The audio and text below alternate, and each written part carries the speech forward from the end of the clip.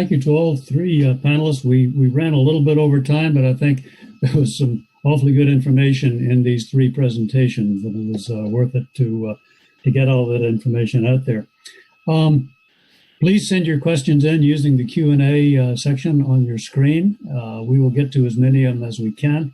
One thing I'd like to throw out to the panel in general is what do you think are the most critical elements or the most critical factors for a conformity assessment program for addressing, for use in assessing the performance of barrier masks? And that to any of the panelists. I'll start generally. We'll let the specifics come in. I believe we need to address the hazard that the mask is to be used for. Okay. So there's clear understanding of that and the expectations that the wearer gets from putting it on, and then there needs to be a background of approval, conformity assessment, and test methods that assure a certain level of protection and performance for the person who decides to put the mask on to reduce the risk. Okay, anybody else? Yeah, I think I agree with that. And I think the first part is probably, even though hard it is the easier part is coming up with some level of hazard assessment, and then the appropriate standard and test methods to put numbers to that. And either through private or maybe better for MPPTL, make sure that these things can be certified. The question then, I think, is about public health and specifically public education, is how do you make sure that people make the right decisions? Because you're going to have probably masks that are against particles during wildland fires, as well as during some types of future different epidemics. So how do you help people decide which ones they should be taking, and how do you avoid that industry, as they do now, just use a free-for-all and just put on the market with whatever label they can think of, or even develop themselves? And I think that part of the conformity assessment, so watch out there, is the hard part that I have no good answer to. Thank you. Yeah, Dan, I'd like to comment on that as well. I think it gets back to the point that both Jim and Emiel just talked about, associated with risk. And I think this is an opportunity, at least from the face covering perspectives, to be able to apply the NIOSH developed national framework for, helping to identify the appropriate conformity assessment for face covering products, based on an analysis of the risk. I mean, going into this, we've acknowledged that the face coverings are not a respirator. They're not a surgical mask. And we should not, allude to the fact that these devices are providing this type of capabilities. However, I think they do serve a role in providing a level of protection, for the public in general. So I think it's a question of, we need to, on the committee for the face coverings, is to determine and propose a conformity assessment level associated with the risk, that where we envision these products being used. Okay. Do you envision then a standard or a set of standards or conformity assessment procedures for community masks, if you want to call them that would be the equivalent to what NIOSH has now for respirators for different types of hazards, whether it's particulates or vapors or gases or whatever, or a broader set of requirements that would define in more general terms filtration efficiency, breathing resistance, fit, that sort of thing? I think it's more the latter, what you just said, related to those types of requirements. Because I see there's first and foremost for the face coverings, that it's a source control device. It's supposed to meet the requirements of the standard should be met. In terms of providing source control. So, whether that's through a third-party evaluation or some other mechanism, we need to address that as part of the standards development process. I think in other areas where we're less certain, with regard to the risk and then the protection associated with those risks, we're going to be more flexible, at least in terms of how the information is presented. The standard will allow the manufacturer to report their filtration efficiency against the NIOSH requirement, the 0059 test. We're going to allow them to present their fit or leakage, whatever our term ends up ultimately being, for that product. But I think I think what kind of gets to another aspect of your question is, how do we respond, or at least how do we translate that information where people can make an informed decision? Is that something that really falls into the NIOSH framework, or does it fall into, like I say, an SEI framework, because of their association with ASTM? I think these are things that we're going to need to work through as part of the process. One of the things you mentioned, John, in your presentation that I think is important to remember here is that the community mask becomes effective when everybody is wearing it. And you certainly don't get that in normal respiratory protection when the respirator is designed to protect the wearer. In the case of the community mask, there's a source control aspect of it as well. We got a question about that. Would a barrier face covering need to perform similar to a surgical N95 if at a lower protective factor, in that it needs to provide protection both to the wearer and to the environment? For smoke and air pollution, inward protection is necessary, but certainly our current concern includes the barrier to outward pathogen flow. Any comments on that? I'll jump in just because I'm having fun with this subject, but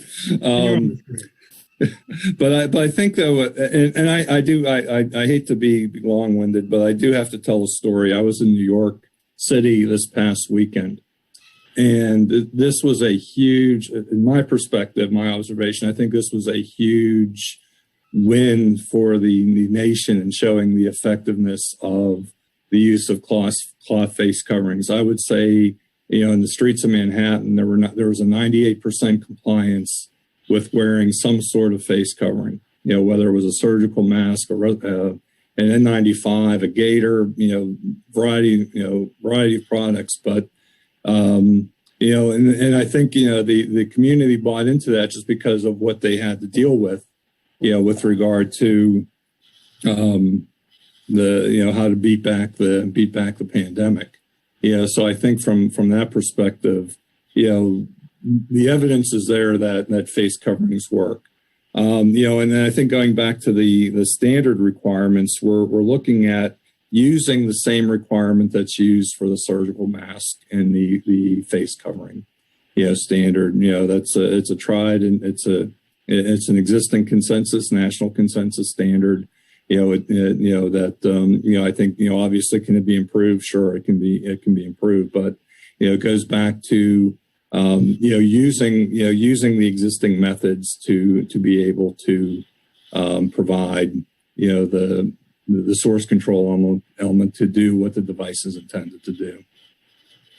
Dan, I'll jump in and say the one thing that we will find as we become more knowledgeable and sophisticated is one facial covering won't take care of all the hazards, and that we cannot design a universal facial covering for wildland smoke, for coronavirus, for pesticide applications, for organic issues. And so I think this is the first step in understanding what we need for the public and educating them that there are different types of hazards as they become more knowledgeable, and the public health departments at the local level will have to pick up and help understand this and make sure the right equipment is specified when there is a public health emergency.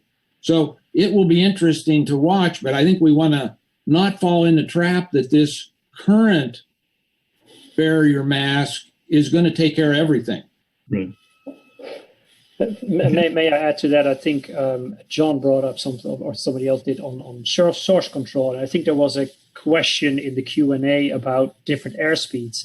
There is some nice literature that came out, specifically some good visualization techniques on the difference of expulsion of particles and droplets between sneezing, coughing, talking, and breathing, where you see that the highest speeds obviously are during sneezing, but then you also see the largest droplet sizes. And in terms of source control, how cloth masks, and I tried to explain a little bit on how complex that will be, but really there's not a lot of work. There's a few, again, broad visualization studies, one or two that came out that show an effect, but how that may change from larger to smaller droplets, that really is not known that well. And I think in that sense, it is correct that trying to use it as a protective device against smoke is going to be very different than in the current circumstances, trying to use it as source control for the wearer. But it seems to be clearer and clearer that there is at least some beneficial effect if it's designed well. Thank you. Our chair has asked to ask a question about exhalation valves. Melissa? Yeah. Thanks, Dan. So I was I was provocative, Jim, what you said about the exhalation valve being an impactor. And this came up yesterday also in passing, and unfortunately we didn't have a chance to follow up. And I think it might have been Bill that said something about this. But I don't want to attribute to him because he's not here right now. But the thought was, I thought one of the speakers minimized the concern about the exhalation valve yesterday. This is for an N95, not a surgical N95, just this generic concern COVA-wise, and given the asymptomatic spread we have, right? And somebody said, well, that would seem to not be very important because of other pathways through the mask that the source person could be emitting. And of course, one of the thoughts I had was the 10% face seal leakage, which is allowable for even for an N95. So could somebody talk about how big a deal is the exhalation valve for an N95? And then could somebody say one about the comment about exhalation valves in elastomerics? Since I started it, let me try and talk about what I think we have is, first of all, Emiel mentioned the need for these visualizations. I'm hoping somebody is going to do a cough through and visualize through an exhalation valve and without an exhalation valve, just to visually show us how they work. Now, there'll be different designs of exhalation valves, which will remove a different percentage. But I think Mark Nickus noted that because of an filtering face piece breathing resistance, the exhalation valve may not open very much when somebody is just in a sedimentary rate because the air is flowing out through the filter media and there's not that big a pressure drop. So the exhalation valves play in when there's a higher breathing rate and it reduces the resistance. So they are, well, I'll give you the example that I just shook my head about. Somebody over in UC Med Center put an embargo on any filtering face piece with an exhalation valve and said, wear a face covering.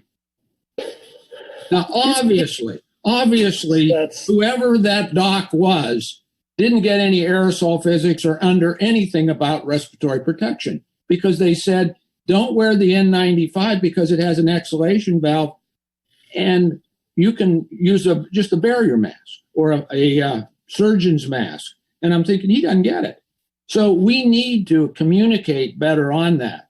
On elastomerics, that will always open up because that's the way the air you're breathing gets out through the elastomeric face piece. Key in all of this then is how does that valve work with the source control we want to impact on? And in my mind, I'd like to see how they work as impactors. And then on top of that, there's a exhalation valve covering on most exhalation valves that provides another collector for droplets of any size passing through the exhalation valve. So if anything, you're going to see some fine droplets coming out when people exhale. But more important in this assumption is if the medical community says exhalation valves aren't acceptable, they have to say then we're assuming everybody that's coming in and puts a mask on is a potential contaminated source. Right.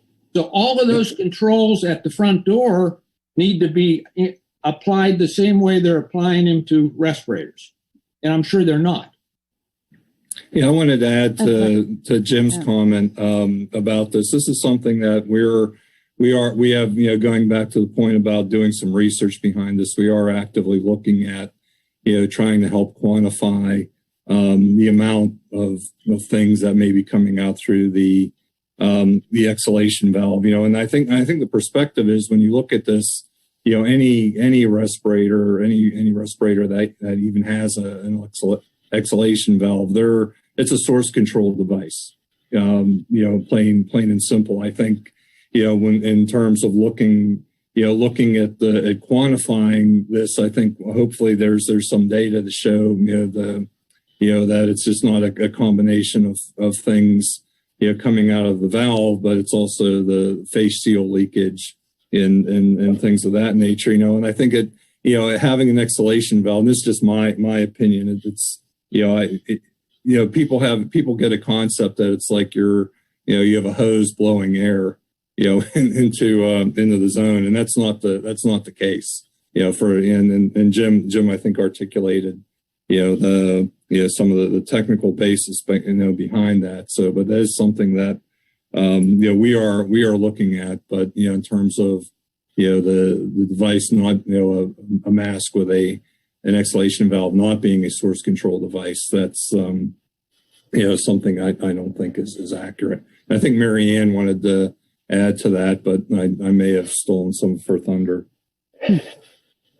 Yeah, thanks, John. I just wanted to add a couple things. So like John said, we are taking a look at this because there are a lot of unknowns. Anecdotally, it does seem that there is some preliminary data that shows that the outward leakage from an exhalation valve isn't great under normal breathing situations. So we are looking in conducting some lab studies to take a look at this, to actually compare elastomerics N95s with exhalation valves and surgical masks as well. So by looking at this, we hope to have some quantifiable data to then be able to provide more science behind this decision. Right now, the CDC position is that the N95 respirator with an exhalation valve does provide the same level of protection to the wearer as one without a valve, but the presence of the valve reduces exhalation resistance, which makes it easier to breathe. And then you may want to have to put a covering over it right now until more data is available. Again, right now, I think we all agree that it's likely that there isn't much coming out of those exhalation valves, but we don't know that for sure. And so that's where we stand right now.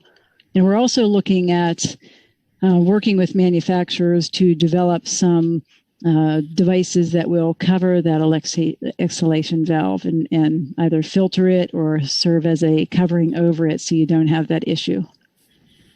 Dan, this is John Balmes. May I make a quick comment? Please. I just want to really thank our speakers and Maryann for this discussion. The issue about exhalation valves is a huge one here in Northern California. Literally, there are stores that will not let you enter with a N95 and an exhalation valve and let you come in with a surgical mask. And I think that's sort of ridiculous in terms of the public health situation with COVID. So I really appreciate this discussion.